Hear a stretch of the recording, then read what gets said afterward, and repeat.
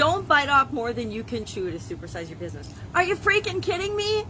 This is one of those idioms and those expressions that it goes along with conventional wisdom, but kind of makes me a little bit crazy, especially for those of us who have started businesses, run business, supersized businesses, grown businesses, sold businesses, lost businesses, done anything in our lives and our career that's the slightest bit out of the ordinary, the normal, the average. This idiom, this expression came about in the late part of the 19th century, when one gentleman offered another gentleman a bite off his plug or his chew, a piece of his chewing tobacco. And I've never had chewing tobacco, but I did date somebody who chewed tobacco once, because he was a baseball player, and he took a big bite of it and accidentally swallowed it and proceeded to get sick for the whole next couple of days. But so chewing tobacco never had any appeal for me, but it came from that particular practice or expression. I don't know what industry they happen to be in, but the wisdom became, don't bite off more than you can chew, because if you put too much in your mouth, you're not going to look good spitting it out. I think it was Carol Bryant or someone said that, and that's where the quote came from.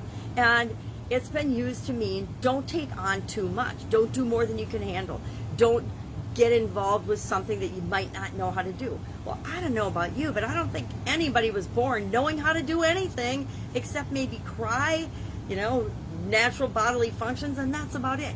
Everything else in the world, we have all, as human beings, evolved and learned how to do. We've learned how to do everything.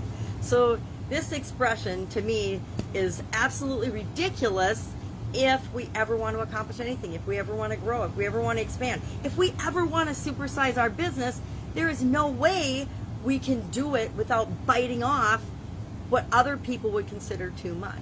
They say lots of conventional wisdom is kind of ridiculous, especially when it comes to creating a change in the world, creating something in the world. And that involves starting, growing, building, and supersizing our businesses. If we want to have an audacious goal, we wouldn't have those goals. We wouldn't have those ideas even if we weren't capable of achieving them. Does it mean we're going to do it all by ourselves?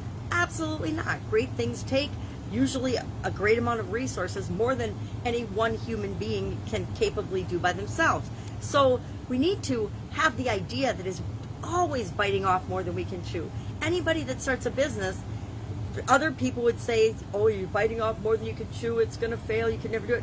Who's heard that before? Who's been told that their idea was absolutely wackadoodle and they shouldn't do it because they were going to fail?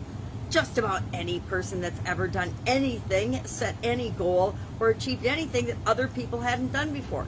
You know why?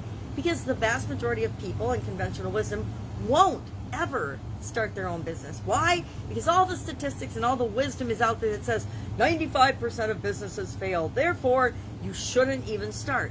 And 95% of the population, guess what? They won't even try. But there is a percentage of people that will, that do have the ideas, that know that they can do something bigger than themselves, that we can change the world if we decide to. So I say, go for it. Throw this idiom and this conventional wisdom out the window. Take as big a bite as you want, and if you have to spit something out or spit something back because you took too big a bite, then you learn from that and you move on and you keep progressing and moving forward. Love to know your personal experience with this particular idiom or expression. I would say that don't bite off more than you can chew is probably one of the idioms that people have said to me the most throughout my life. And thankfully, I didn't listen to them, because I had a dad and a mom who told me I could do, be, and have anything I wanted as long as I was willing to work hard, take responsibility, take the actions, and do what it took to make that happen. Write down those goals, figure out what you want, and then bring other people along with you to help you create the change and the good things that you want to create in the world with your business and with your life. So share in the comments below your experience with this idiom, this expression. Have you been told, hey, you're biting off more than you can chew, you're not capable of this, you can't do this? I love it when people tell me I can't do something, because it is as good as done. So share in the comments below if there's an idiom or an expression you would love to know the origin of. I don't guarantee I can find it, because there's a lot of them that have come about and are popular that there just is no information. And in this day and age with the internet, if we can't find any information, or if I can't find information on an idiom, then it just means it hasn't been very well documented. It doesn't mean we don't say it, doesn't mean we can't share and talk about what it means and how it impacts us and our business, but we might not know exactly where it came from. I think yesterday's was an example of that. There was no real, hey, this is where this came from. This particular idiom came from chewing tobacco. Go figure. I say, if it comes to caramel or yummy protein bars, take as big a bite as you want and have your coffee or your water to wash it down so you don't choke. Otherwise, I find it very unlikely that any of us would ever bite off more than we can chew. Because if we have the idea, if it pops into our mind, if it pops into our heart especially, we have the ability to see it through and make it happen in our life, or to set the things in motion to make sure that it does happen, and it does happen in the world somehow. All right, that's it. Have an amazing day. I will be with you tomorrow with another interesting idiom. What does it mean? Where does it come from? How might you use it in your business and your life today? Take care.